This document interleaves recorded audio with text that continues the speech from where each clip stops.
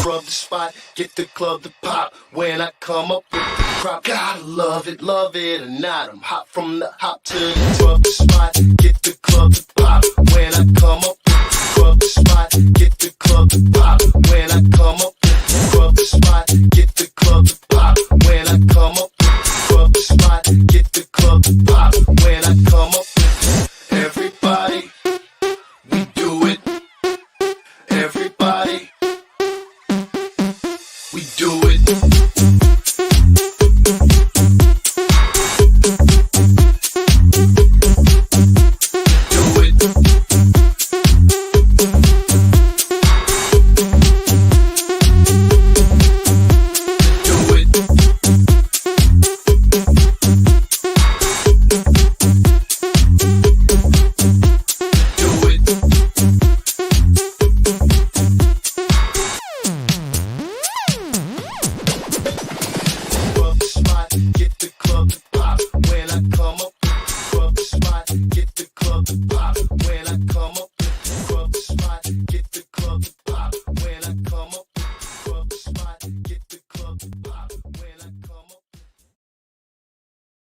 Gonna shoot him, already showed him.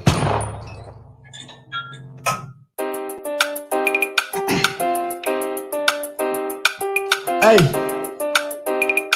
come on now. Hey, niggas be tripping in some light, I'm coming heavy every time. This shit be more than rap for me. I drop my soul in every line, I'm like I'm only 23. But I've been ahead of my time, police be trying to question me. But I ain't fucking with no swine, I ain't fucking with no pigs. Big Porky don't have to work. This big AR got an ass on the back and make it twerk. Please don't make me feel you down, leave bullet holes in your shirt. Run my check up every week, you be waiting on the first. I'm trying to do something creative with my time, go drop a song or something. But niggas keep saying my name, trying to get smoked for nothing. See in my hood, you shoot a Glock by the time you 15. Try by the time you 16, don't miss they coming with beans. Them piss they rolling with me, and they be shaking shit. Put a price tag on your salad like some bacon bits. Black bitch with me, suck me up like she an Asian bitch. I'm at Johnny Black's eating noodles with the Cajun. I'm at the top of the list, rapping or it's trapping. I won't stop till I'm rich. I'm ready what I do. I feel like God gave me. She be rolling with them sheets. I be rolling with them pigs. I'm at the Top of the list. That's what I'm talking about, man. Top of the morning. It's Saturday. Let's go. Who's pumped up? You are now tuned into the coolest reptile podcast in the world. I'm your boy, MJ. What is Bracken? Hope everyone's having a great morning so far. Thanks for tuning in. This is your first time tapping into the coolest reptile podcast in the world. Please do your boy a favor. Hit the subscribe button. Hit the like button, dislike button. Leave a comment for myself. Leave a comment for the guest. More importantly, man, let us know how you like the podcast. Let us know how you like the guests. Let us know how you like all that stuff. What's up with my early birds, though, man? Early birds are up and jumping right now. I love it. Respect to you guys. Before we get started, you guys know what the deal is. Shout out to the #1 rodent company in the game, coldbloodedcafe.com. $30 flat rate shipping delivered to your doorstep anywhere from the day one pinks to the mammoth rats. Good, high-quality, professional packed rats. I'm telling you right now, that's where it's at, coldbloodedcafe.com. Shout out to the Cold Blooded Cafe team. And then shout out to the last episode, man. I'm telling you right now, if you guys missed episode 80 with John and Alex of Sim Container, this was a really great episode. You guys definitely don't want to sleep on this. Go down to the link in the description below. Check it out. A lot of great talk on monitor keeping, monitor breeding, but more importantly, how the Sim Container works, why you should be putting your eggs inside of a Sim Container, and all that great stuff, man. A lot of you guys have questions about Sim Containers, so there you go. Make sure you guys go check out that episode. Shout out to Steven and Ashley at Focus Cube Habitats. The future of enclosures are now here. Flex in Texas, heavily built, and I'm telling you right now, man, very sturdy yet light. You can move these things around. I love that kind of shit when it comes to enclosures, man. So shout out to Focus Cube Habitats, big shit. And then should I say more? Shout out to Freedom Breeder, baby. The stainless steel racks, professionally made racks in the United States. If you got yourself a Freedom Breeder rack, that's where it's at. Pat yourself on the back. That's where you're going when it comes to professional breeding snakes or rodents. Stainless steel racks made by Freedom Breeder do not lose their value. They hold it the entire time. And I know this because I come across OG fucking Freedom Breeder racks and they're just as sick. It's crazy. So shout out to Jesse, shout out to the whole Freedom Breeder crew for literally being the industry leaders when it comes to stainless steel racks and all that great shit, man. And shout out to the OG, my big dog, Miguel Garcia, Always Evolving Pythons. Thank you so much, bro, for sponsoring the channel, But not only that, man, really setting people up for success, doing what you can to spread this industry like wildfire, man. This guy does a really good job collaborating with celebrities and just getting other people involved who would have never been involved if it wasn't for this guy. So make sure you go follow Miguel Garcia at Always Evolving Pythons, man. And like we always talk about, the fight never stops. US Arc. Let's support US Arc. Follow US Arc on Instagram. If you cannot financially support US Arc, just tag their stuff in your stories, man. Just start spreading around like wildfire, man. US Arc is the answer. We need US Arc. They're doing big things over there. So shout out to US Arc, and shout out to everyone who supports US Arc. Like I said, it doesn't hurt to at least talk about it and tell everyone about it, and all that great stuff, man. If you want to get yourself some Trap Talk with MJ merch, or some Always Evolving Python merch, or a bunch of other big dog merch, go down to herpermerch.com. Go down to the link in the description below. Put in hashtag Trap Talk, and you get a little extra discount off your items there, okay? And that's from your boy MJ. So make sure you go check it out. Make sure you also go follow and support Unfiltered Reptiles podcast YouTube channel, which is also in the link in the description below. Shout out to Desiree, shout out to Steve and my team. We do big things over there and bring some really unique content that's super unfiltered to the fucking industry, man.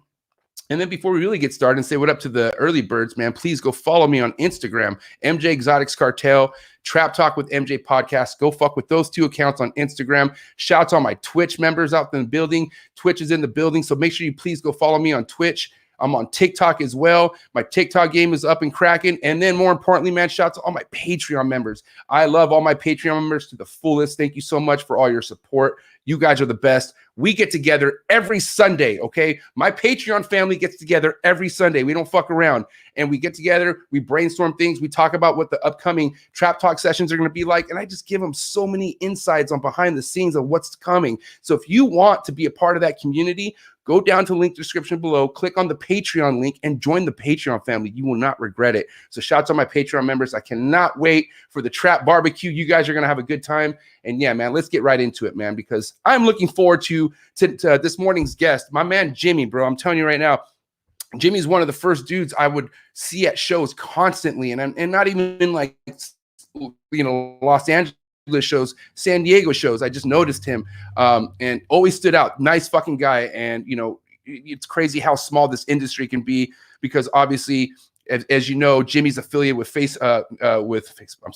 Jimmy's affiliated with Freedom Breeder, also good friends with Cusco, and you know, he's fucking, who doesn't know Jimmy, man? He's tapping in with us right now, and it's gonna be a great time. Here he is, my man from Balls Live, Jimmy Cruz. What up, Jimmy? What up? What up? How are you, dog? Waking up. Dude, I had to hit up Jesse. I was concerned. I was like, dude, I hope Jimmy thinks it wasn't like 9 o'clock at night or anything. I was like, this is a morning thing. And you know, luckily you popped up, and you know, here you are, bro. Fuck, thank God. Yeah. How you living though, man? How's everything? How you been, bro? I feel like I haven't talked to you in a minute. Hey, good. Just been breeding and just trying to get back to shows and stuff, you know. Right. I'm like I was saying, I've seen you at almost every show I go to in California. There's Jimmy, bro. I see you fucking set up.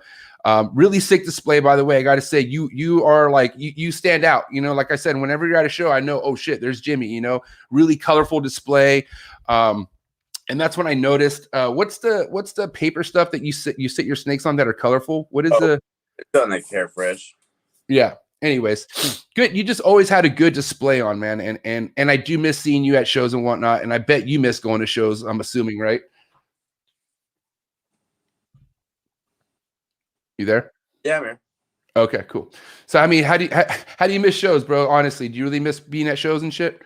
Oh yeah, I just miss being around everyone and just hanging out, you know, just especially the auctions. But yeah, just seeing everyone, talking with everyone, seeing what everyone's working with, and the projects and stuff like that, and just, you know, maybe just hanging out.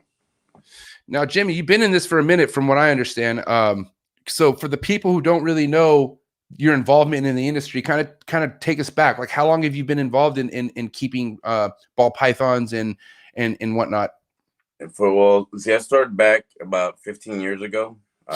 Okay. My son decided he got me a snake for Father's Day, and I just always wanted to create stuff like that. My mom was ever gonna buy me no snakes or stuff. So yeah, he bought me my first snake. It was just a normal, and I just started taking off from there. I wanted a bunch of really. I just wanted snakes just to have them. I like freaking people out. You know, you go. I like freaking people out. You come to my house and I had snakes and spiders and stuff like that. And then yeah, and at that time, you know, I was just doing my thing in and out of certain places. Right. I hear you. And right. yeah, and then I don't know how it just took off. I started working at McDonald's. I was working at McDonald's at the time. I was maintenance, and Right. yeah, and I just sat there one day and I'm like, what the hell am I gonna do with all these damn animals? You know, I'm going to feed them. I said, you know, I'm gonna start breeding. And when I told my mom that, and I told a few people that, they laughed at me. They're like, "You're gonna do what? You're gonna sell snakes? Who buys snakes?" Right. Yeah. So 15 years later, here I am. You know, I started ball life about 7.5 years ago, almost 8, and been going hard ever since. Yeah, for reals. Because you know, like I said, Jimmy, when it comes to your presentation at shows and stuff, like I could tell you put a lot into it, you know, and with all due respect, I'm intimidated to do shows because how much people like yourself put into it. I know how much work goes in behind all of that shit, man, and it's mad dedication, mad props.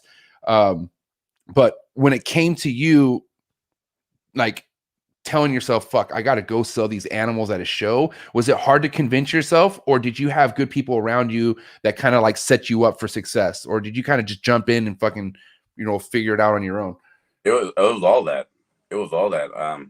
I want to start doing it. And I think I was fortunate enough. I was lucky to meet Jesse when I did. You know, he really pushed me to, like, you know, he demands a lot of excellence. So he made me do that with my stuff. So when I started with just going hard, and I learned along the way. I had a lot of ups and downs doing shows, you know, the do's and don'ts, just the way everything's set up. I don't know. I just went in. You got to take chances. You know, Yeah. You're never gonna know what you're capable of until you actually get out there and do it. And so I just did. Just took a chance and crossed my fingers, hope for the best. Right. Sick. Well, that's awesome.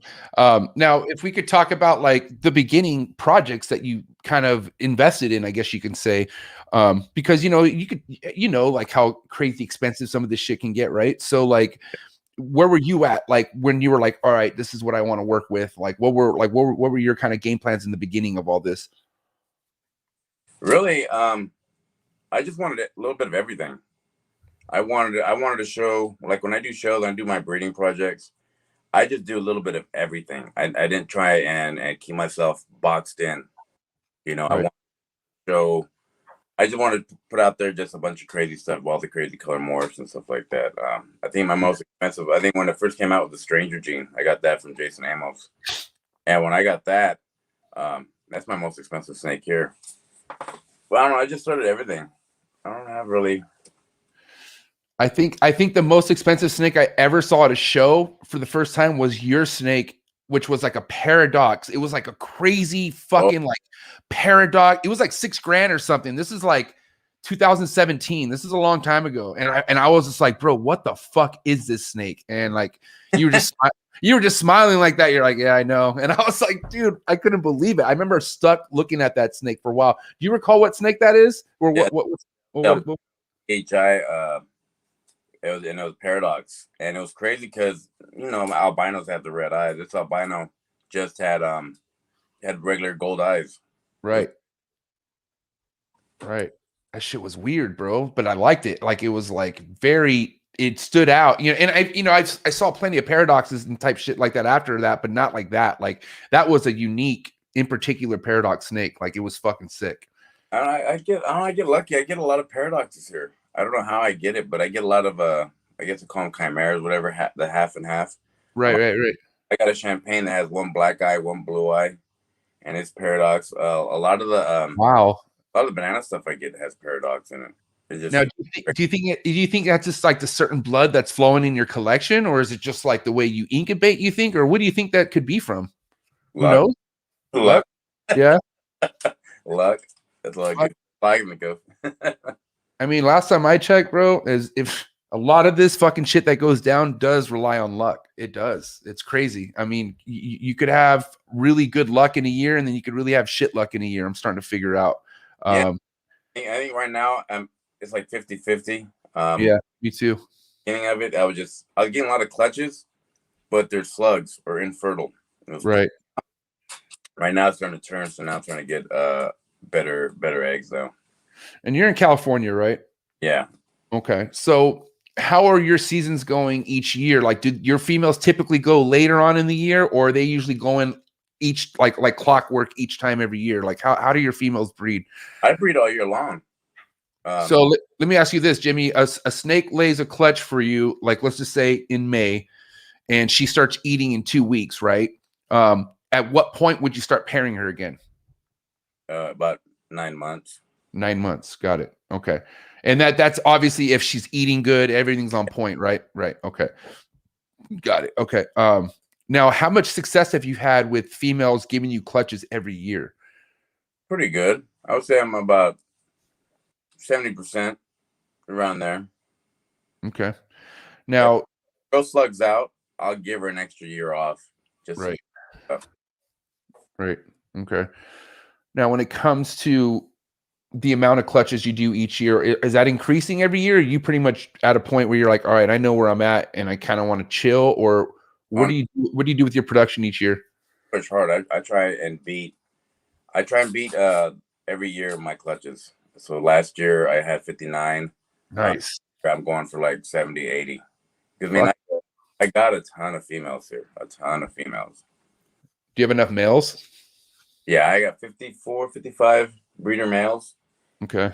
To about breeder females, there's about 400 breeder females. Okay. Nice. In the beginning, were you more focused? Like, did you have that right idea that, all right, I need to build my female army before I worry about males? Or were you just kind of just getting whatever the fuck you can get? I was a Craigslist whore. Dude, me too in the beginning before I knew better, you know, and hey, not to knock it, you know, sometimes you could get some heat on Craigslist.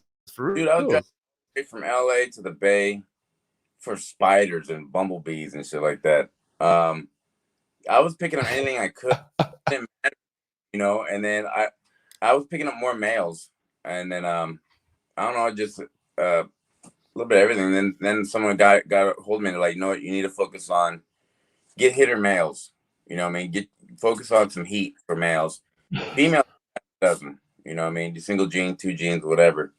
But that's the time you can spread the love with males, you know what I mean? You got one badass male, you can put that 4 or 5 females and make some cool shit. If you got one badass female, you gotta hope that she takes.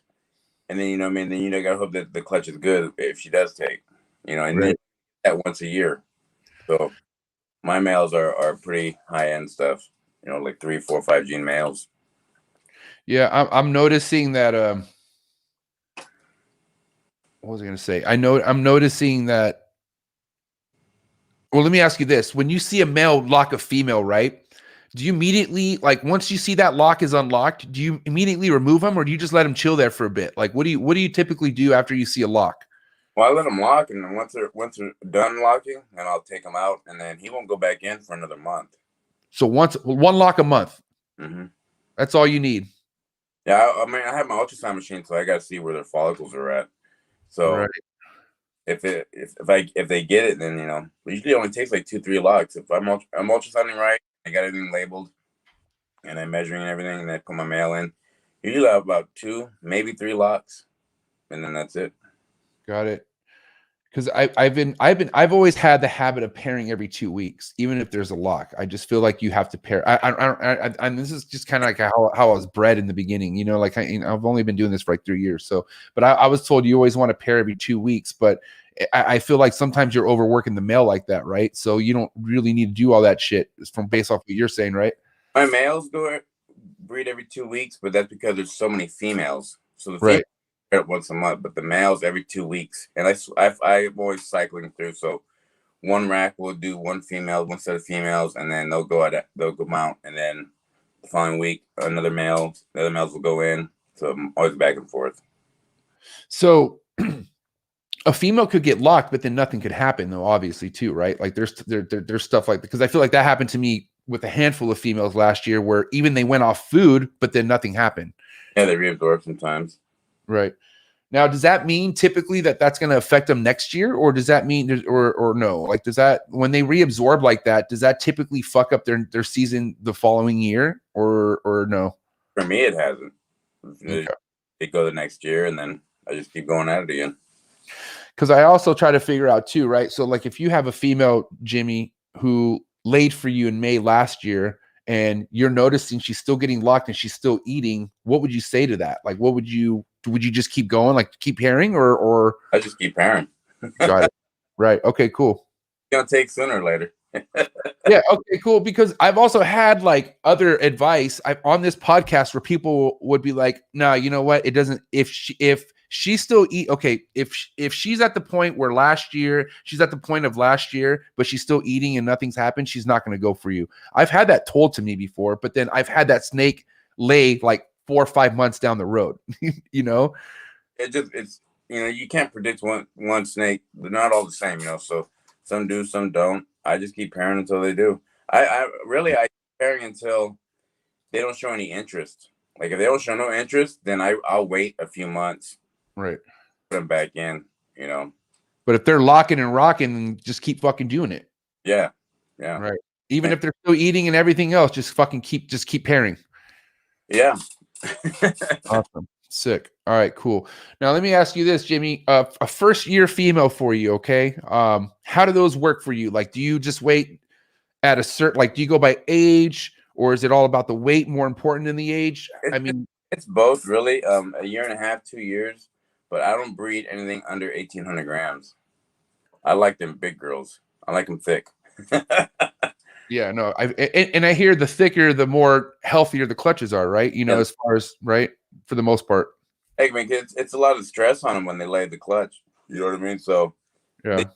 So if you get a girl like 1,500 grams and she drops a good size clutch, you notice when you take her out, she's like really, really like weak. She lost all the muscle tone. She just, you know, they have to me, from my experience, they've had a harder time bouncing back. But when you get them big girls, you know, 2,000 grams, 2,500 grams, 4,000 grams, when they drop a clutch, it's like you can't really tell. And they're right back at it, eating the following week and putting all their weight back on. So for me, the smaller the girl, in my experience, it's just they struggle a little bit more. It's really stressful for them with them eggs. But the big girls, no problem at all. Right, right. Now, have you noticed that with some females, not all of them turn off food as long as others before they ovulate? Like, because, you know, there's certain snakes that go off food. Like, I've had one that went off food for 2 months and then something happened. Then I had one that went off food for like 2 weeks or a week, and then boom, something happened. So do you see that a lot yourself, where it's like, oh yeah, yeah. They just all different. You just gotta.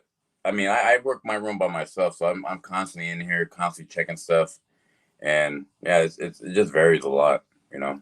Right. Now, when it came to the beginning stages, Jimmy, of you hatching out clutches and whatnot, did you have a hard time selling your animals? Or because let's think about it. You were doing this before the social media platforms, the way that we're now, right? Like, so you kind of went back to the blogging days, like where you post shit on, right? Yeah. For me, I just got my name out there first. I was just posting up animals that I had and just trying to be relevant, you know, because as soon as you stop really being out there, you get forgotten about. So I just, you know, going to shows, posting up stuff, this and that. I didn't really start selling stuff until I started doing shows. Really, I was too nervous to do the shipping part. That scared me. I don't like shipping at all. It always scares the shit out of me. I don't like it. Yeah, you know, I hear too many stories. I mean, it stresses you out when you ship and it's like, okay, well, it's here, there, and I'm like, oh my god, their system is never on point, never updated. And it seems like it's like, you know, oh well, tough shit. When something goes wrong and a package is gone, it's like, fuck. Like, Oh, a live animal? That sucks. Like that's it. And it's like, God, go fuck yourself. Like they don't even give a shit. And it's like, Yeah, I get mad at them. I'm like, you guys did not need to stop hiring people from Craigslist or some shit. You guys need to find some better workers. You guys are just shit. yeah, yeah. And it sucks, especially nowadays, because nobody wants to fucking work. Everyone's getting their goddamn unemployment. So like employees are shit right now, bro. Everywhere employees are shit. I'm getting bad service in so many spots that I normally would never get bad service from. And it's like, well, no wonder they don't fucking, they're hurting for people to, you know, to work for them probably. Yeah. So it's crazy, man. Now during like COVID and stuff like that, you know, I obviously I've talked to a lot of people saying that they did really great, and you know, with their snake sales. But how did you do last year selling snakes? Did everything go right off the shelf for you as well? Yeah, amazingly, everything just started going. I didn't really. It hurt. I hurt for a little bit, but not much. So, but my sales were good. I was running out of snakes, you know, faster than they were hatching. You know, Right. they're going pretty good. And you said you had what, 58 last year clutches? 59, yeah. That's sick. Yeah, I had snake. I had the little shoebox tub on top of all my racks. I was just, it was just crazy. I'm like, damn. You know, all I sold was locally. I didn't really sell. Like, on my page, I really don't sell a whole lot. I do it all locally here, and yeah, I've been fortunate enough that, you know, sales have been good here in Fresno, and I'm okay with it. So you're located in Fresno, right? Yeah. Okay. And what is your affiliation with Freedom Breeder? Because, you know, obviously you're homies with Jesse. I see you like in his videos and stuff like that. And when Cusco goes over, but like, what kind of tell us what your actual affiliation is with Freedom Breeder? So I'm the one that runs all the shipping, and then I also take care of all the adult snakes upstairs and do all the breeding part up there as well. But Wow. yeah, I'm doing stuff. I'm like customer service too. But Don't fucking piss this guy off. so we get people, and I'm like, oh, so I got to deal with it. It's not too bad because I mean, for me, it helps me work on my people skills because I don't have them. But yeah, that's all I do there. I just run I run the shipping, make sure everything is where it's supposed to be, and I take care of the breeding up there and all the bigger females, stuff like that. And awesome. I started with Freedom Breeder. I had called up one day and I asked Jess if he had a cypress, and he thought I meant the gene, and I'm like, no, the mulch, cypress mulch. Oh yeah. Me too. I was like, oh, what? Damn, sick. Yeah, so I went over there and we were talking, and he was asking me, you know, how many snakes I had. At that time, I only had like 300, 3 and change. And he was like, all right, and he was asking me what I had, and I was getting him a list. Like, you got a lot. He goes, you know, I'm gonna have to go check it out. And when he came over to my house, I was all like starstruck, like, oh shit, Freedom Breeder's coming, Freedom Breeder's coming. That's so fun. I was like nonstop in my room, had to get it up to par. And he looked at, so I had cypress mulch in there, I had that aspen shit in there, and he was pulling tubs. He goes, you need to get rid of all the aspen stuff. I'm like, well, I need that cypress. So yeah, and he's after that, I started volunteering over there like 2-3 days a week, helping out. And then yeah, and it just became full time after a while. Lindy liked me. Lindy liked me how I was, and because they needed someone that knew about the animals. Right. Hire someone off the street that knows nothing about reptiles, that your collection is going to suffer because they don't look forward. They don't know how to keep certain things. And I came in, and man, we feel like a glove, and I've been with them for about 5 years now. That's fucking epic.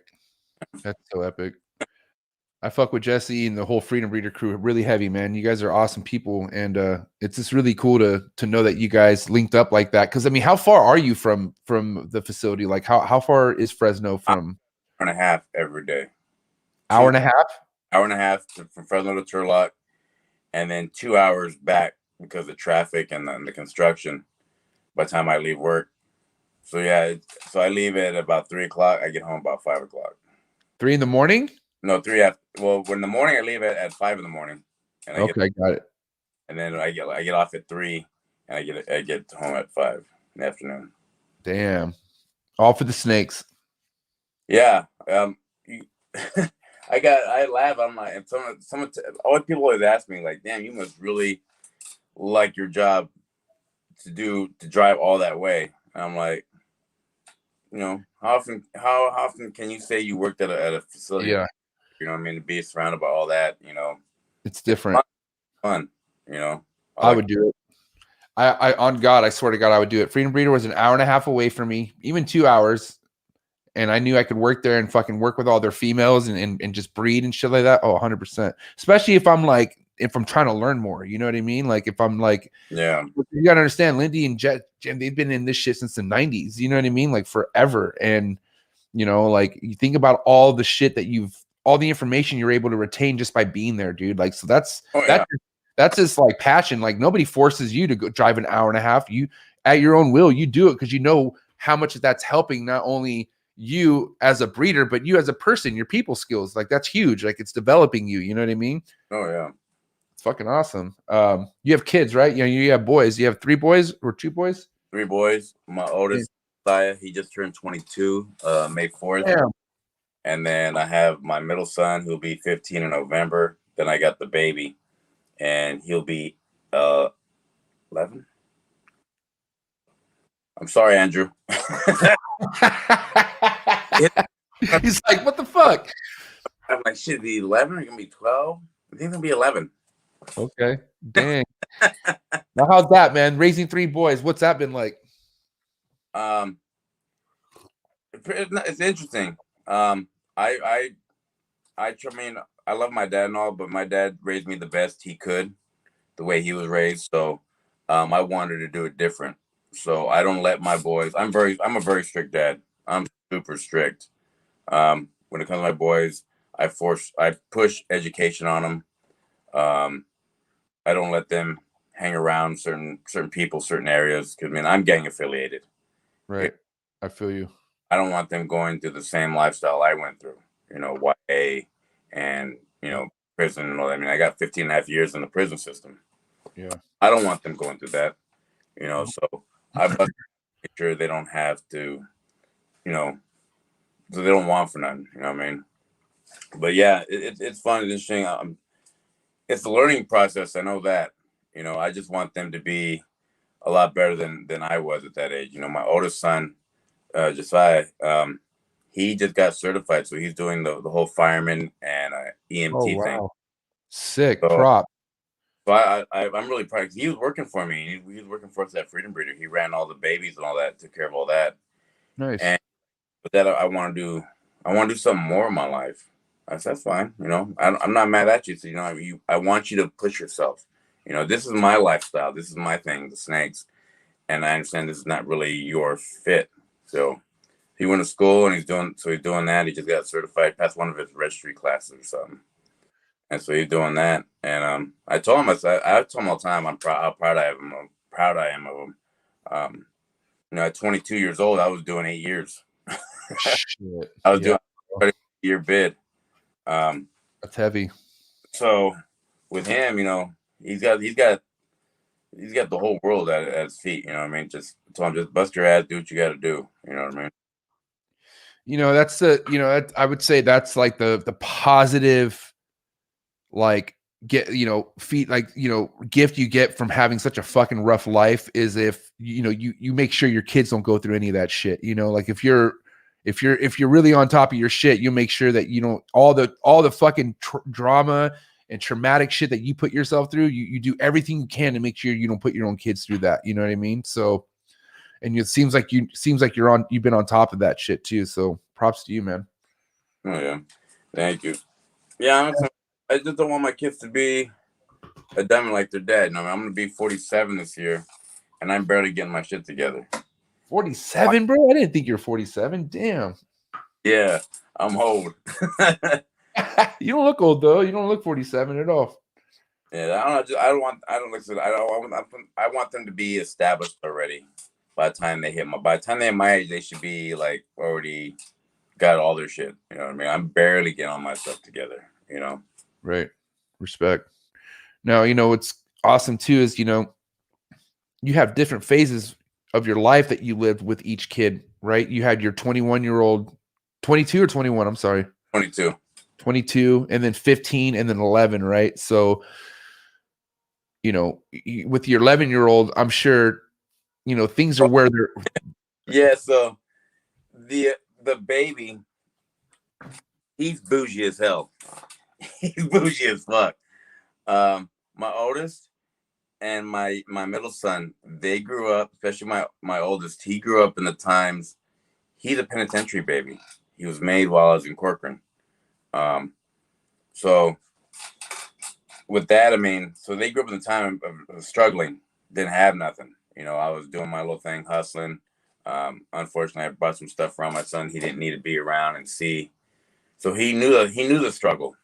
You know, he saw my lifestyle, how it was, me going to jail and stuff.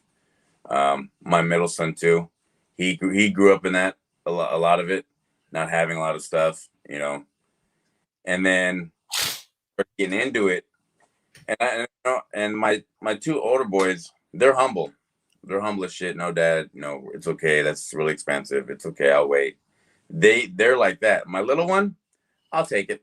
I need it. That. We go out to eat. This little bastard wants Wagyu. Goes, can I have some Wagyu? Do we have that here? The Wagyu filet. Look, That's my boy. Oh, your brothers just want some damn calamari or you know, some spaghetti, but you want to have expensive shit. Yeah, that boy is no joke.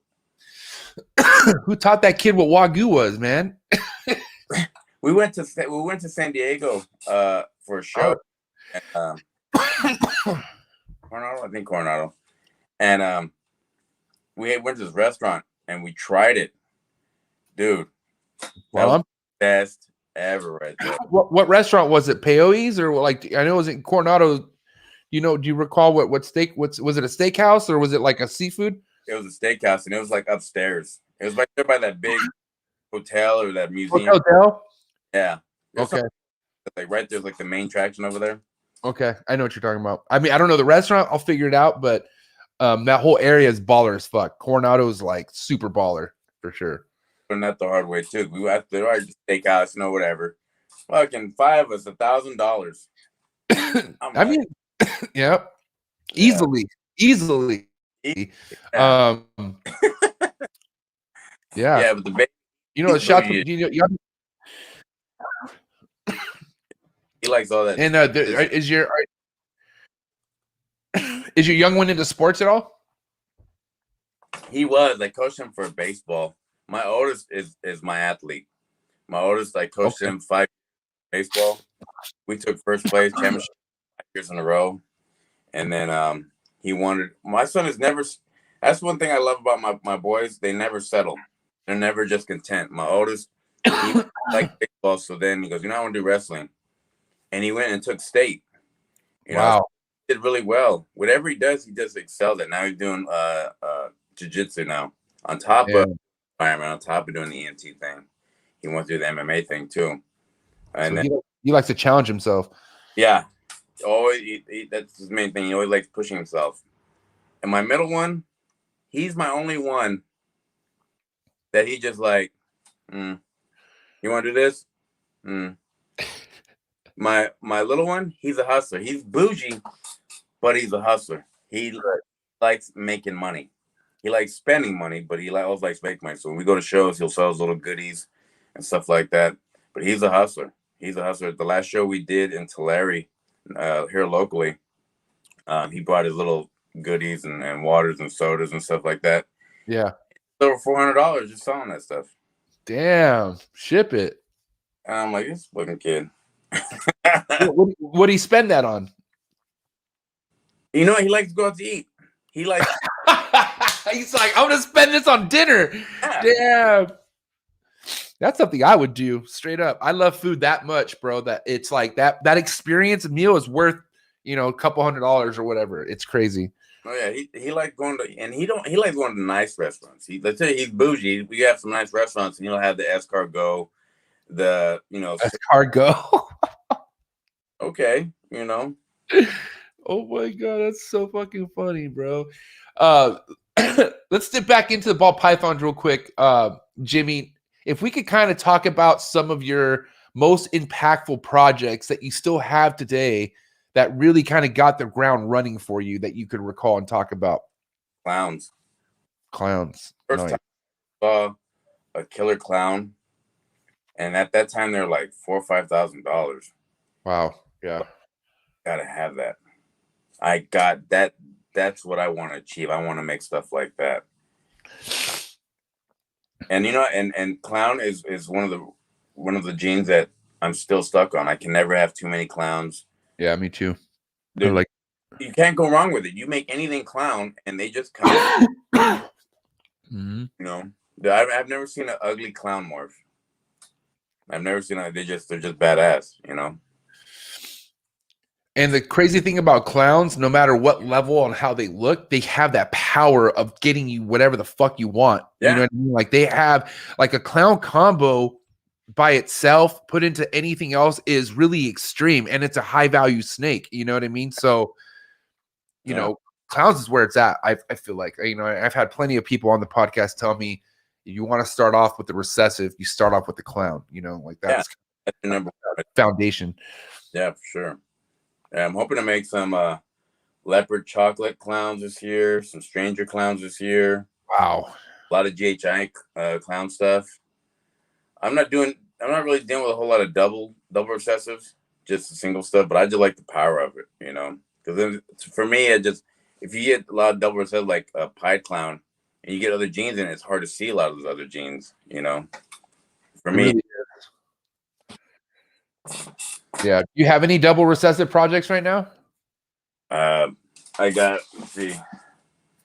Let me look. Ghost pieds. Nice. Vinyl pieds. I like ghost pieds a lot, bro. So much stuff here. Oh, I have exanthic. I'll be popping out double head exanthic clowns. Dang. Making it, and then I saw what his came out like. I'm like, oh shit. Okay, well, like I'm right behind him now, but I'm working on that right now. I got a firefly lesser clown to a bumblebee exanthic, so they'll be double heads. Damn. So. Exanthic. That is. I feel like that's something that will never lose heat. Yeah. Exanthic is so crazy, bro. There's levels of exanthic too. You know, like you could put hypo into exanthic and other shit, and I'm just like, it is amazing. What's one of your favorite exanthic combos out there right now?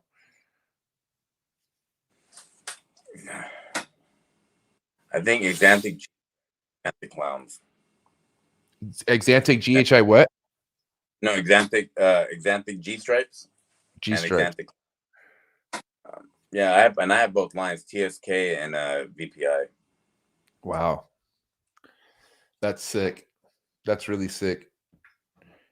Do you ever feel like the prices of exanthic will ever kind of lower itself at some point, or do you feel like that's always going to be a high-end project? It's always it's going to be like, it's just, you know, it's just what's in, you know, and honestly, if you really look at it, Jessica Bilka, Ozzy, a lot of those guys, they set the tone, set the bar. So whatever they put out, look at when Justin did that red stripe.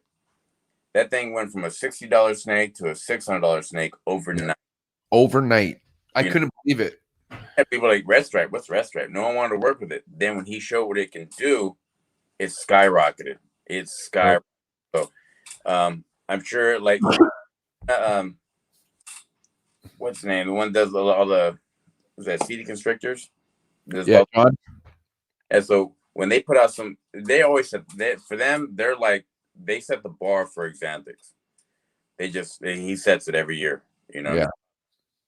Crazy stuff. It's true. It really is. It just depends on what the wave is, you know, what the biggest, what the newest fad is. Right. But as long as you've been in this, how long has exanthic been that fad? Like, how long has exanthic been as popping as it is right now? I like exanthic because it's Raider colors, silver and black. Yeah, Raiders, baby! Woo! You know? Raiders! We trying to go to a Vegas game or what? Let's go, bro. I've never been to a game. I'm down. Let's go. Tickets are fucking expensive. expensive, bro. They're like $1,000. Like, I'm not joking, but I don't give a fuck. I'm so down, bro. The stadium, I drove by it. I've driven by it a couple times, and it's literally like a European soccer stadium. It is gigantic, and it's all black, bro. Yeah. Like, it's the sickest thing I've ever seen. Like, It jaw looks dropping, like baller shit, bro. Like, I cannot believe it. Yeah, it's badass. But I'm gonna pass. Oh, I got a show in Vegas next weekend, so I'll Nice. be right through it whenever I drive by it every time I go in. Damn, bro. Yeah, man. I'm glad you're a Raider fan. That's sick as fuck. My I don't have too much of a choice. I'm Hispanic, bald, and tattoos. It's in my DNA. You're like, I'm the complete package. Like, the fuck you are. Yeah, it's funny you said that because I got harassed my whole life living in San Diego, being a Raider fan, you know, because the Charger Raider rivalry, right? Like, and me and my dad and my sister Bianca were the only three out of all my fucking family who were Raider fans. So we would always get shitted on, but not only by my family, but by all my friends. Like, I always got like, why are you a Raider fan? Raiders this, Raider that. But I stuck it out through my whole entire life. And I finally made it to a fucking Raider Charger game in Oakland and saw the Chargers get their fucking ass whooped. It was the best thing I've ever witnessed. I've ever been, because, you know, you go into Charger games and see the Raiders play, you know, there are, you know, nowadays there's a lot more Raider fans than Charger fans, you know, even though there's no San Diego, but, you know, dude, it was nuts to be in an environment where I was rooting for the home team. Like I'm yelling with people who are on my side, and like, you know, we're fucking making Charger people turn their jerseys inside out. Like, oh, it was so fucking sick, bro. Like, I can't, like, and I'll tell you right now, there's nothing like a Raider game, bro. And you know, Raider fans are different. Obviously, we all know that Raider fans will fuck each other up. Like, it's no joke. But man, the tailgate parties, bro, like, I will take that shit to my grave, that experience. And it's sad that they're not in Oakland no more. And that was some crazy history, but fuck, bro. Like, crazy. Did you play football at all growing up? You look like you played ball. Yeah, I was a wide receiver and free safety. Okay, free safety. Damn, you must have crackheads, huh? I was all right, I guess. I like violence. What can I say?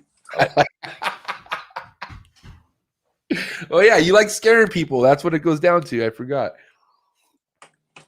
I always tell, like, when I first started vending and going to shows, people always thought I was mad. Even to this day, my kids' friends, and they'll be like, "Is your dad mad?" And like, no, that's just how he looks. And I tell people, I have to look this way. You didn't wake up in Folsom or in Corcoran and be all smiley. Good morning, guys. Right. Hey guys. Hey Tim. What's up, dude? What's up? Did you get your paper? Okay, I'll send it to you later. How you guys doing today? You know, you walk around like, you know, what's up? Same thing in Hawaii. You go through those places. You know, look. I didn't go to prison like that. I didn't, you know, have that luck. You just get it after a while, you know? It is what it is.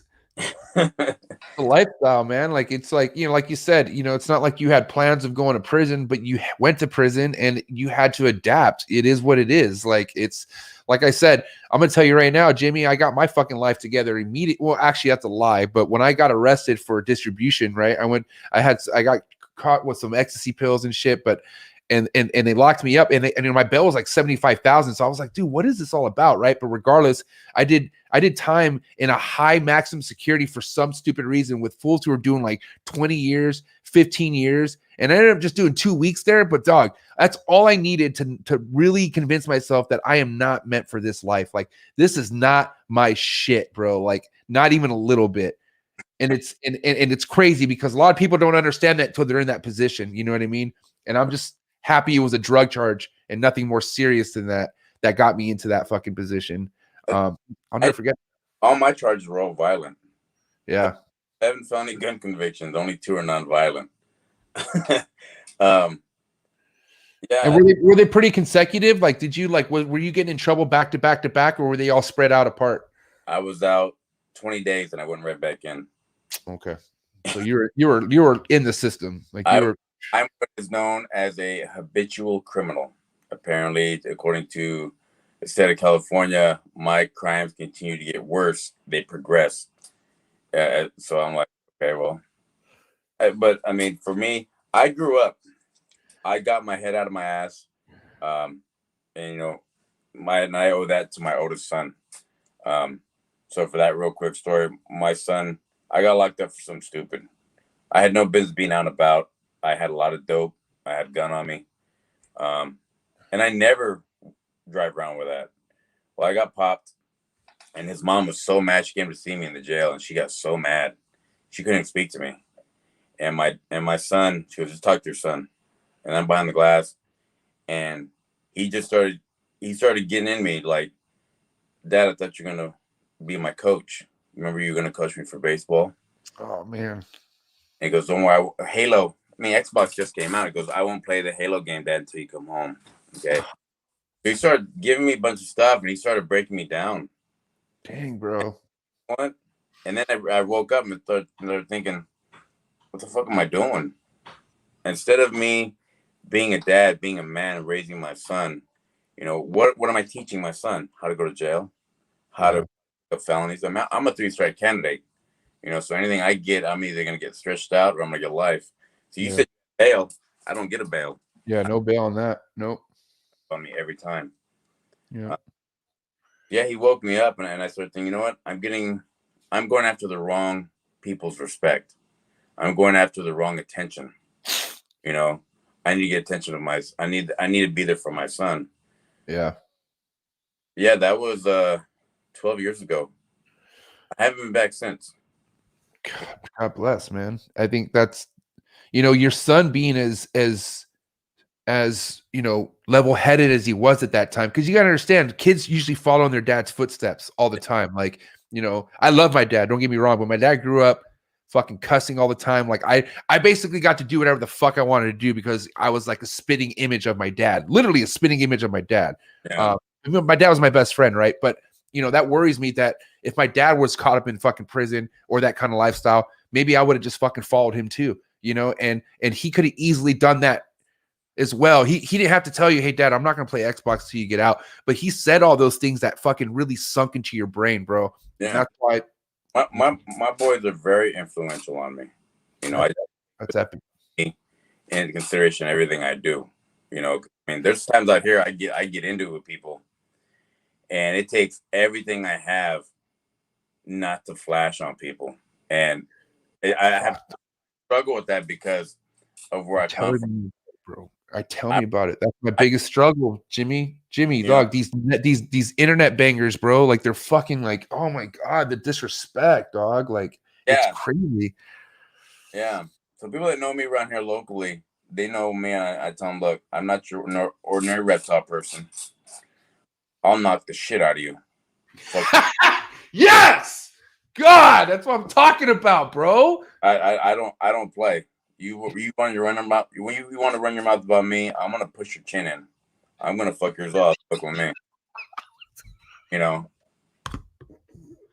So for me, because it keeps the wish wash, the riffraff away from me. Right. Exactly. Bro, thank you. When you kind of establish yourself as someone like, you can't fucking dick me around or say what you want to say, those people know and stay away. They don't come around you.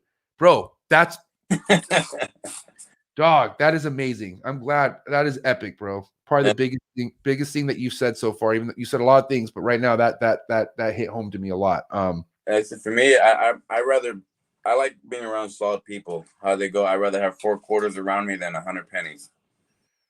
So I make sure I'm always surrounded by solid people. Yep. And you are, man. I can tell you right now. That's why, it was awesome. Like I said, before I even knew who Freedom Breeder was, before I even knew who Brian Cusco was, any of that, I knew who you were. And then when I connected the dots that you guys knew each other, I was like, this is fucking sick. Like, these guys are all on the same like affiliation. Like, you know what I mean? And I have mad respect for all you guys. So I'm letting you know, from an outsider looking in, you're definitely around. Not that I need to tell you this, but your crew is fucking legit as fuck. I can tell you that right now. Yeah, thanks. Respect. And I can't wait to kick it with you guys again, at the next show. Are you going to go to the one in Chicago in June? There's a show in June?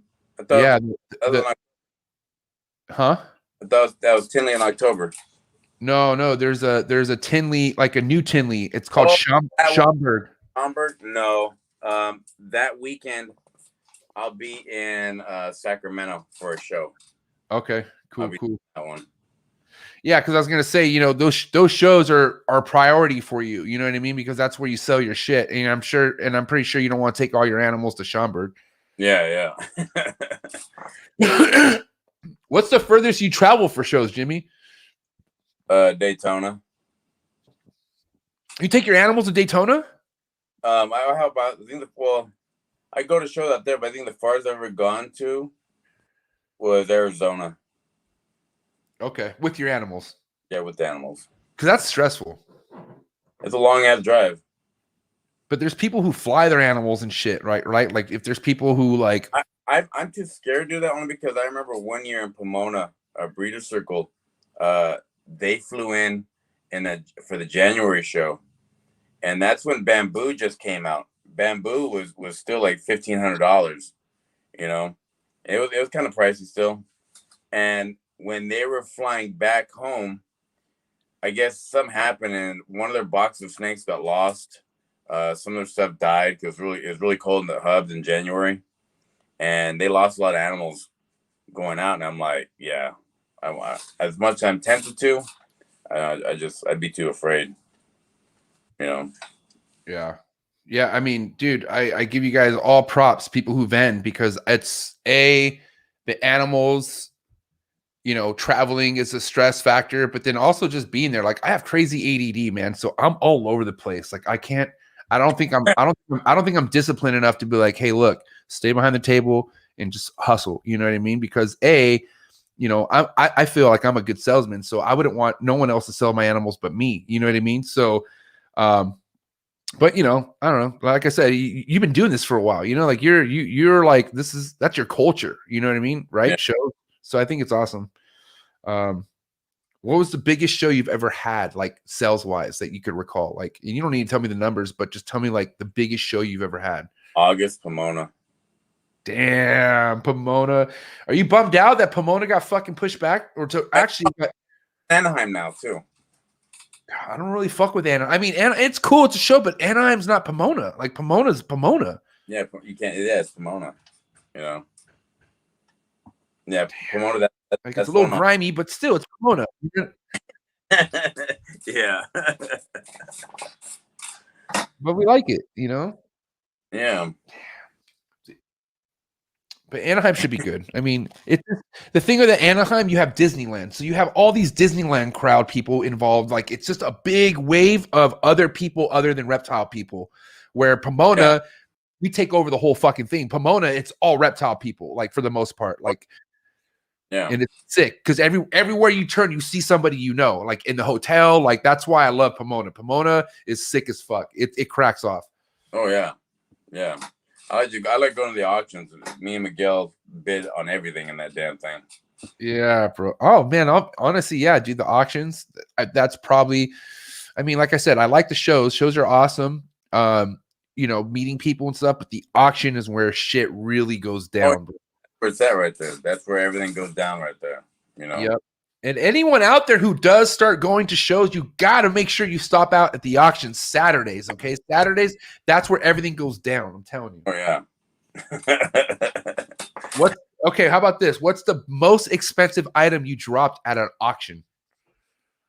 I think I paid like $800 for a pair of slippers. That's about it. Damn. But these damn unicorns, Phil got me. We were bidding on these damn slippers, and then he goes, right, that's for one. If you want the left side, you got to pay. I'm like, God damn it. So yeah, he got me for the slippers, and then another time I got two pair of slippers, the unicorn ones that light up, and then some little pill bug ones.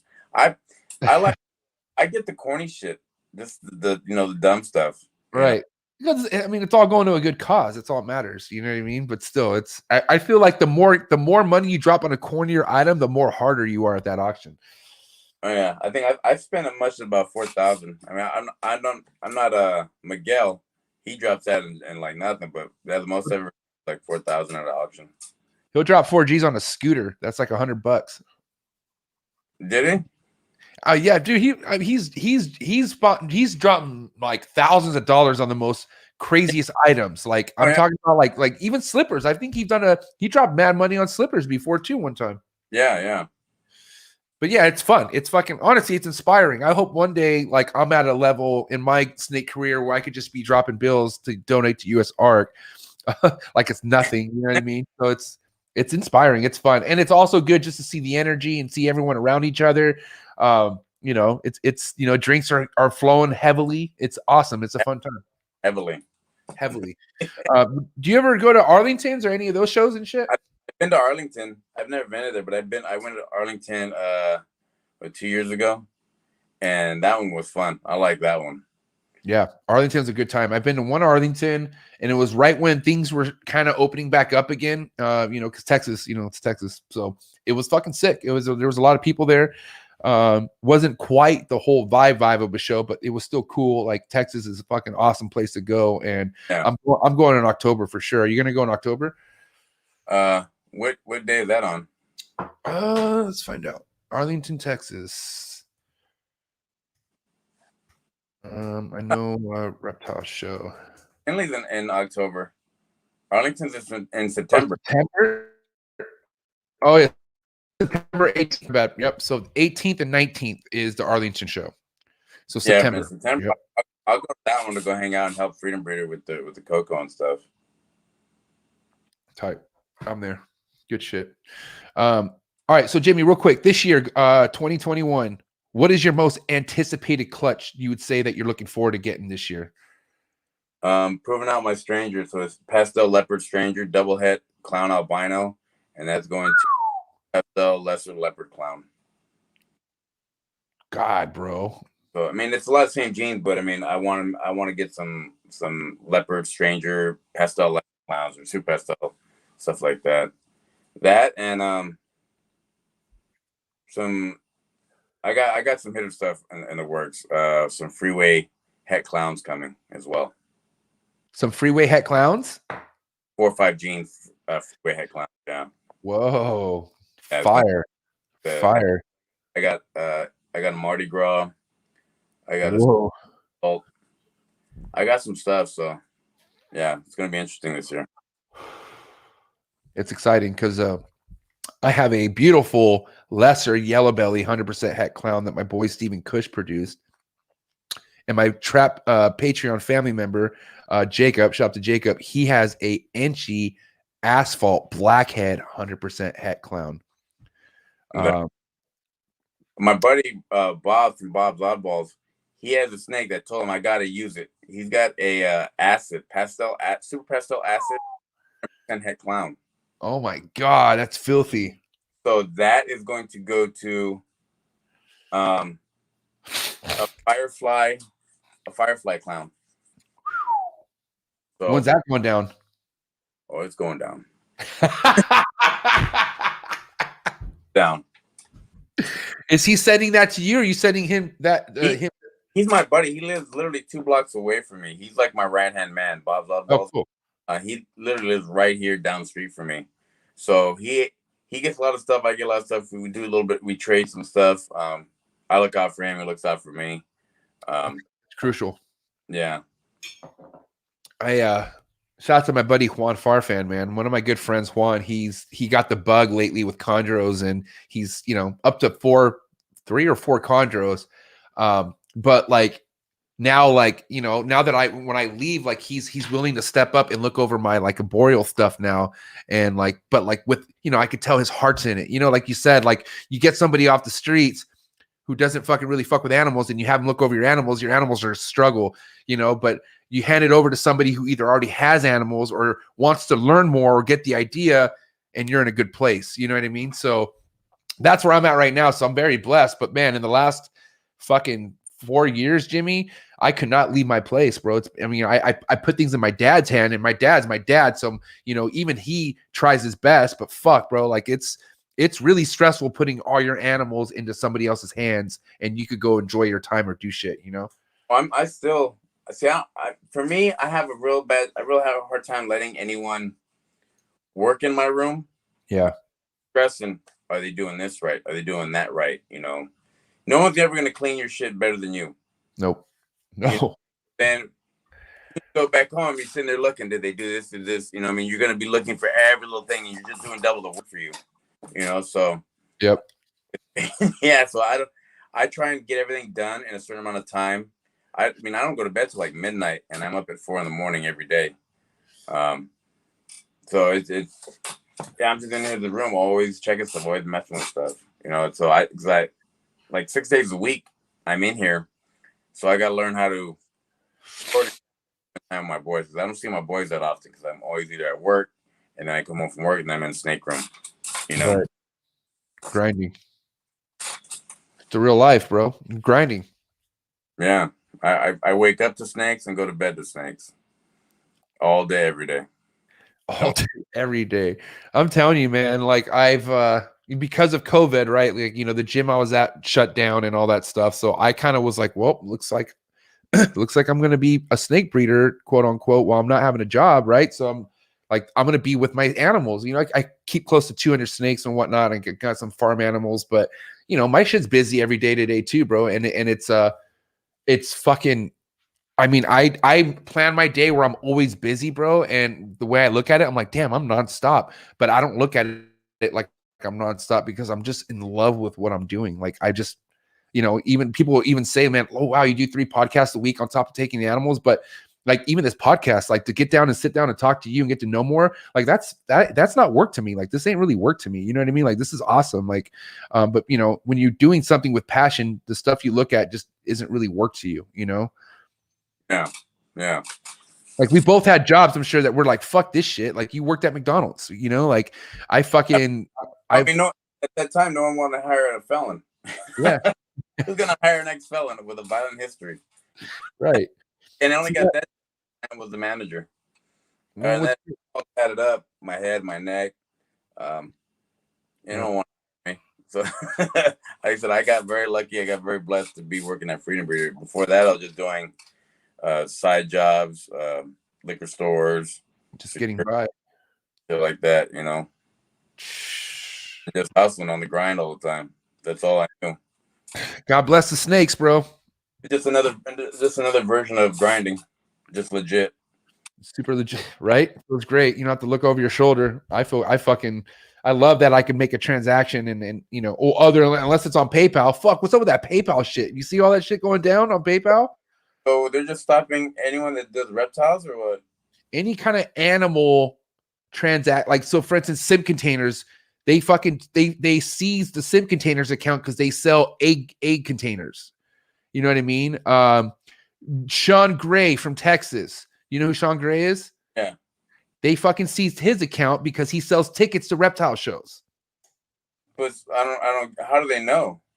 Because of the goods and services. Like it's all like when somebody pays for goods and services, everything's tracked. Like, so what they're doing is they're looking at every single goods and services and seeing what it was for. And if it was related to animals, boom, they're freezing that money. And they're holding it for 180 days. And the federal government, something has to release the funds or something like that. Oh, well, I guess now. Well, good thing I do everything friends and family. Me too. I tell all my motherfuckers, listen, you trust me, right? Friends and family. I'm not paying, you know what I mean? I'm not going to that goods and services shit, you know? Goods and services is I collect Funko Pops. I collect all that weird, crazy. I got the Tupacs and Biggies. Right. So that's one thing that comes out of my account, goods and services wise, is that and shoes. Everyone knows I collect Jordans. Nice. Jordans, huh? Everything else, I got like over 100 pairs of Jordans. They just sit in the room. I wear them one time and never wear them again. How many original, like how many of the like actual, I mean, because I'm not much of a shoe guy, so how do you say this? Like, you know, there's replicas, but then there's the original. Like, how many of the originals do you have? Oh no, I barely started getting into shoes. Okay. I don't even know how the hell that even started. I guess I got a pair of Jordans. So I grew up poor. I didn't have shit. Right. Toys. If I had toys, I'd steal them. And then my mom would catch me. Whip my ass. And we go back to the store and I'd be crying. giving. Yeah. But yeah, I didn't have name brand stuff growing up, and so I don't know. I just got a pair of Jordans. I'm like, I'm gonna give me another pair, and it would look another pair, and then it's like, okay, how many damn shoes do I have now? It's like I gotta have all the new Jordans coming out. Yeah. Are you on top of it? Because that's kind of hard to do sometimes. There's motherfuckers waiting in line and all that shit. So like, how good? I only get certain ones, and I only get the red and black ones, or some of the white ones, but there always has to be red in it. I love it, dude. Those are my colors, bro. Silver and black, obviously, but red is my favorite color. Red and black. That's it all day. Damn, that's funny, dude. So let me ask you something as far as the big change lately in the industry with the amount of new people coming in and whatnot. It seems like there's a new, Instagram account for a new keeper every fucking like three, 4 times a day, right? So obviously everything's moving, bro. Like things are getting bigger, but in your eyes, what do you think that is? Do you think that's going to be good for us, or do you feel like it could go either? It could go either way if you really think about it. So what I tell people when they get in, I ask them, why are you getting in? Are you because you want to make some cool stuff? You want to get out there? You have a genuine love, a genuine passion for this. Yeah. It's because you think you can make a quick buck. If you're doing it because you're trying to make money, you want to be, you're trying to flip stuff, you're gonna fail. And I'll tell people, make sure you fail, because you're doing it for the wrong reasons. I do this because I love it. I like doing this. I have fun with the genetics. I have a lot of fun with genetics, and I just love it. Money is just a bonus for me. I like the traveling. I like meeting people and having the cool stuff. But yeah, it could go either way. Why are they getting into this? It's because they really want to do this. They have fun with it. They want to learn stuff. They love animals, or they're just doing it because you see a lot of us, and we try not to, but you really think about it. Some of us get a little bougie, the way we dress, because we have a little success behind it. So people try and emulate that, and if he's doing it, I can do it. How hard can it be to breed snakes? But it takes a lot of time and effort, a lot of dedication to what we do. So to me, I always question it: why are they getting in? Are they, I want to make sure who's getting in. It could hurt us. I don't know, go either way, really. Because you have these dummies that get in, and they want to sensationalize things. They I don't know. It's a different crowd nowadays. You know what I mean? Yeah, because of, and Instagram's to blame, even though Instagram is also to say, hey, they're helping out the hobby. On the other end of the spectrum, everyone wants to be famous because of Instagram. Everyone sees how quick it can happen. Everyone sees fucking TikTokers and shit like that, right? They want that fan. They want that attention. The attention, when it's not about them, it's about the animal, right? Like when you're keeping an animal, it's not about fucking you, it's about the animals. I've been saying this fucking so many times because people are so worried about their following. I need to hit this amount, when it's like, dude, if you're just worried about your projects and your animals, that shit alone will get you to your following. It's not about fucking follow for follow. Hey, I'm gonna send you some stickers, will you follow me back? Like, I mean, that's cool, don't get me wrong, but don't rely on that. Like, that's not the game plan. The game plan is showing off your animals, building your name, like you did in the beginning. You said you had to put yourself out there, right? Like, and basically your animals did the talking. You're not a big talker, Jimmy. It's not like you're fucking bragging about yourself. You know what I mean? You basically put yourself out there, and your animals did all the talking for you. And now look. Yeah, that's exactly right. I want to. If you got good stuff, you got good customer service, you're good with people, you got great looking animals, everything's healthy. That's what's going to get you out there. That's going to get you known. That'll get you your little fame, But you can do all that clout chasing, fame, trying to go up for all that shit. And if your animals are shitty, all they're doing for nothing. I mean, you got to make sure your priorities are straight when it comes to this. You know what I mean? If you do everything right, everything else will follow. Just stay humble, be courteous to everyone, and everything else will follow. And like I think the biggest thing you just said right now was like, you know, make sure you're meant to keep animals. Like not everyone's meant to keep animals. Like like not everyone's meant to keep a plant. Like there's people out there who just they're not capable. They can't see the signs. They can't see like, oh, there's no water in that bowl for a week. Like there's literally retards out there. No offense, I'm sorry, I don't mean to use that word, but I'm just saying there's people out there who fucking just don't get it, and they need to accept that and be like, I'm not like me, man. I got rid of all my retics. Not that I don't understand retics, but I understand that that's a big fucking load on my plate, and I don't have 20-foot fucking enclosures to put my retics in, and I'm gonna not be a retic keeper no more. I'll maybe keep a super dwarf or something, but I'm not gonna keep these fucking 15-foot monsters when when it's like I'm a ball python keeper and green tree python. I'm not a big snake keeper.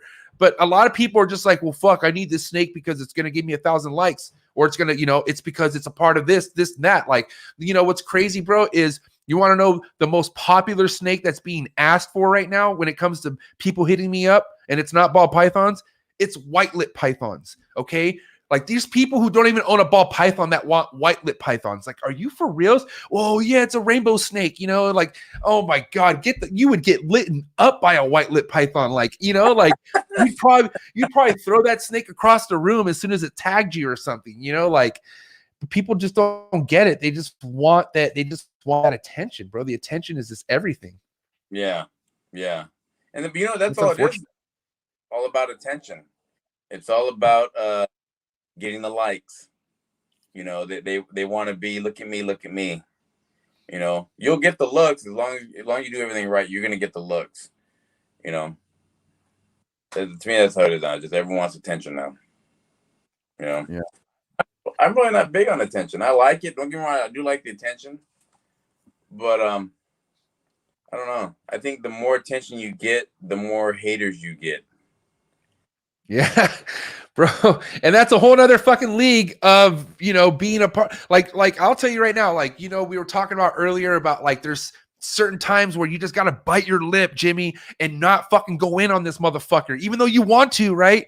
But when you're putting yourself out there like this podcast, bro, do you know how many fucking times someone's like, you smoke fucking weed on your show? What kind of fucking shit is that? Or like, you cuss so much on your show, but like, there's so many people concerned on why I do the show the way I do my show. But guess what?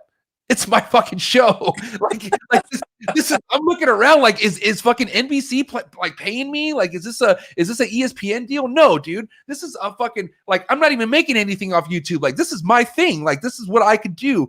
But, you know, that honestly helped me, Jimmy, because of all those people bitching about stupid shit. It made me realize, bro, you're not going to get anywhere with people like this. Just fucking ignore them. Like, just literally, it's either you block or you let them say their comment and just read it and move on, man. But at the end, I have already with that still. Me too, man. But that's why, like, so, you know, fucking Jake Paul, man. People will hate Jake Paul, right? But Jake Paul, the big YouTuber, man, he said some shit to his mom that I heard, and I was like, that makes sense. But YouTubers, man, nobody looks at comments. Nobody reads comments.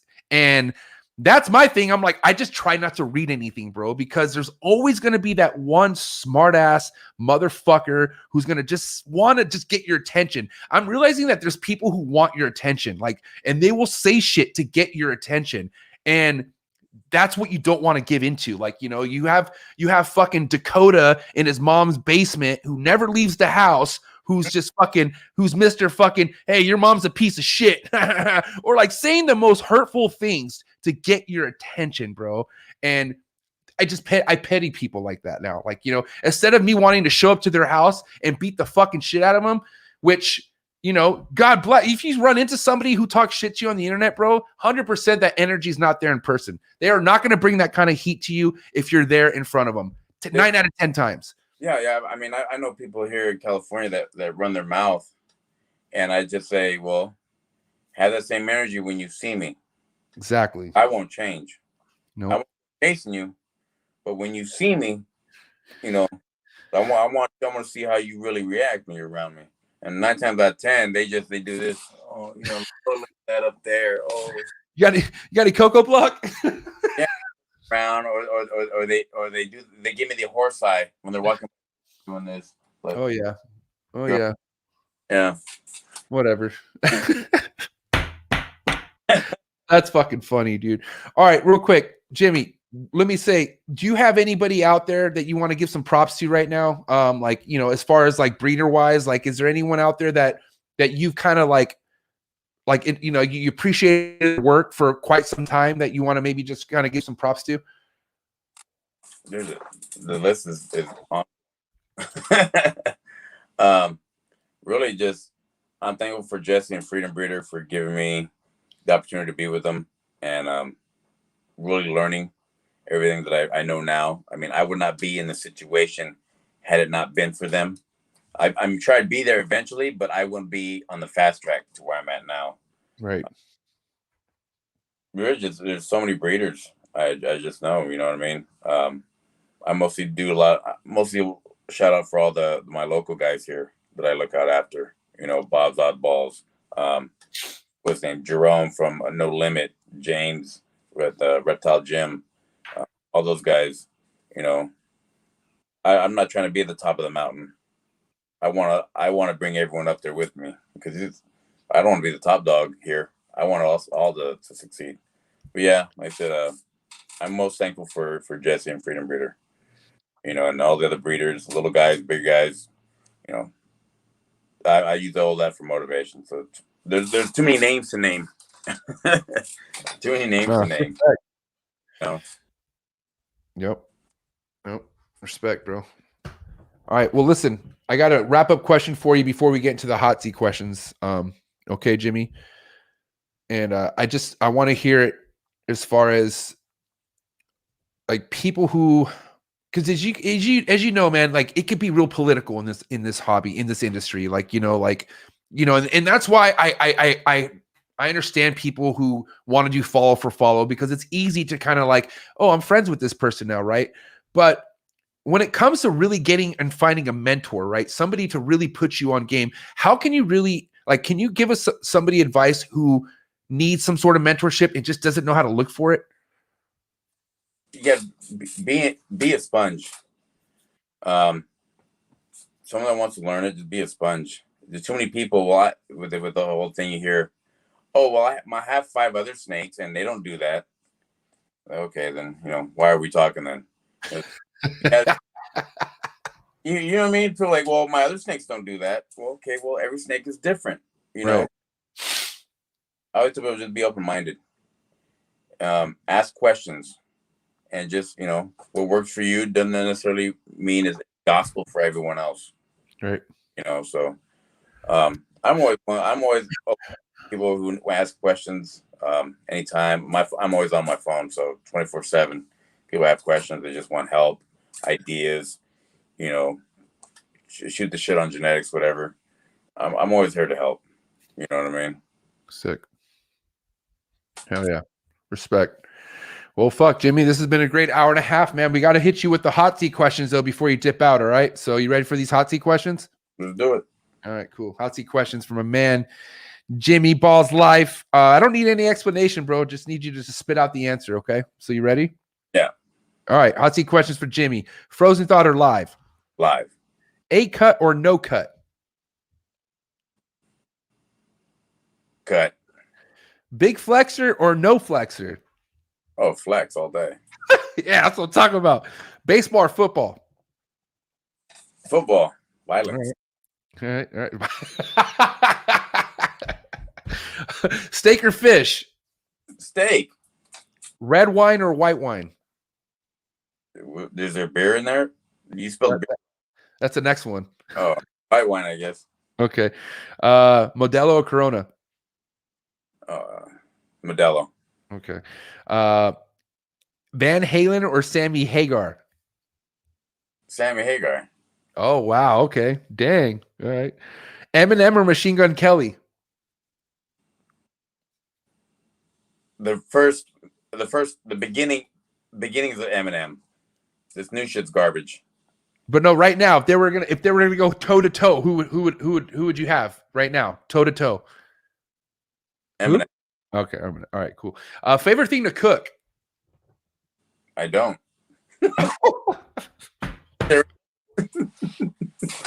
I don't cook. All right. Favorite place to visit? Vegas. Respect. Little word association. First thing to come to mind. Milk. Cookies. Cocoa. Butter. Stuck shed. Shit. Day 55. Cut. Instagram trolls. Whatever. Hey, you have to get rid of one, and I mean one forever. Instagram or Facebook? Which one would it be? Damn. Probably Facebook. Probably Facebook. I think it would be Facebook. Because, I mean, if you think about it future-wise, everything's on Instagram, man. Well, like the censorship on Facebook is so stupid. You Yeah. could have someone. I mean, you put your opinion on there, and they fucking censor the shit out of you. You get banned for 30 days. You know, Yep. they do whatever the hell they want. Yep. But whatever. I got a 30-day ban for something I shared, a meme I shared last year. And they just banned me for 30 days. And I'm like, whatever. I don't give a fuck. Ban me, idiots. Can't stand Facebook, bro. But all right, man. Listen, good shit, Jimmy. Thank you so much. I will have to say, there's been mad people in here giving you props, bro. So, and I already know that so many people fuck with you and respect you. So, Jimmy, what do you have to say to all your supporters out there and everyone who fucks with you? Man, thanks for the love and for the followers. I'm gonna try and do my best not to disappoint you guys.